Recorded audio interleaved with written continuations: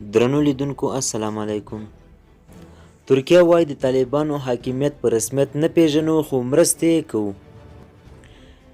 ترکیه د پنجشنبې په ورځ اکتوبر 14مه تلې 22مه وویل چمتو ده چې په افغانستان کې د بشري کړکېچ د مخنیوي په هدف له طالبانو سره مرسته وکړي، خو ټینګار یې کړی چې د طالبانو حاکمیت په رسمیت نه پیژني. د ترکیه د بهرنیو چارو وزیر مولود چاوش اوغلو د پنجشنبې په ورځ په ترکیه کې د طالبانو د بهرنیو چارو د سرپرست وزیر امیر خان متکي کوربه و. طالبان چې له 2 کلونو وروسته یو ځل بیا پر افغانستان واکمن شوي دي، هڅه کوي چې نړیوال ټولنه یې په رسمیت وپیژني. خو تر اوسه طالبانو سرپرست حکومت د پاکستان او قطر په ګډون چې د هغوی اصلي ملاتړي ګڼل کیږي د هیڅ هیواد لخوا په رسمیت پیژندل شوي نه دي. ښاغلي متکي په دوحه کې د امریکا متحده ایالاتونو او اروپایي ټولنې له استازو سره تر ملاقاته وروسته د یوه جګپوړي پلاوي په مشرۍ ترکیې ته سفر کړی دی.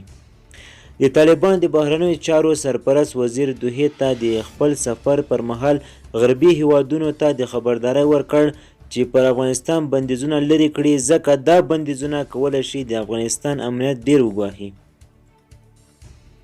چاوش اوغلو د تړلو ورونو تر شا د طالبانو له پلاوي سره تر ملاقات وروسته پر افغانستان د بندیزونو د لرې کېدو په اړه د طالبانو له موقف څخه ملاتړ وکړ.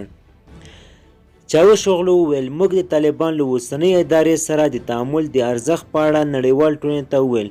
په اصل کې په رسمیت پیژندل او تعامل دواړه متفاوت موضوعات دي. د ترکیې د بهرنیو چارو وزیر ټینګار وکړ باید پرې نه ښودل شي چې د افغانستان اقتصاد وپاشل شي. نوموړي له هغو هیوادونو څخه چې د افغانستان بانکي حسابونه یې کنګل کړي وغوښتل چې نرمښت وښیي څو د دولتي کارکوونکو تنخواوې ورکړل شي. پر افغانستان د طالبانو له واکمنېدو وروسته او له افغانستان څخه په بشپړ ډول د امریکا له وتلو وروسته یاد هیواد د افغانستان د مرکزي بانک کابو 10 میلیارده ډالره کنګل کړي دي. د 2020 میلادي کال د اګست په 15مه نیټه کابل ته د طالبانو له داخلېدو وروسته نړیوال بانک هم په افغانستان کې د پروژو تمویل بند کړ. د پیسو نړیوال صندوق IMF هم د 450 میلیونو ډالرو انتقال چې ټاکل شوی و د افغانستان حکومت ته وسپارل شي ځنډولی دی. ترکیه د ناټو یوازینی مسلمان غړی هیواد دی چې هڅه یې کړې څو له افغانستان څخه د امریکایي ځواکونو له وتلو وروسته په هغه هیواد کې لویه ونډه ترلاسه کړي. جرمني هم اعلان وکړ هغه 300 میلیونه ډالره مرسته چې ټاکل شوې وه د افغانستان حکومت ته وسپارل شي نه لیږدول کیږي. خو د کابل د نړیوال هوایي د امنیت تامین په اړه د ترکیې پیشنهاد چې د بشري مرستو لپاره خورا ارزښت لري د طالبانو د رهبرۍ لخوا رد شو او دوو اړخونو په دې اړه هیڅ پرمختګ هم نه دی درلودلی. ښاغلي چاوش اوغلو امیر خان متکي ته ویلي دي چې د معمولي پروازونو د پیل لپاره د کابل نړیوال هوایي ډګر امنیت ډیر مهم ګڼل کیږي.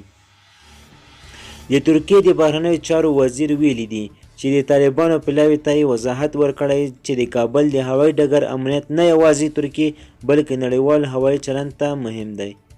دوستانو ویډیو تر همدې ځایه وه. د لا زیاتو معلوماتو لپاره زموږ چینل سره سبسکرایب کړئ. مننه.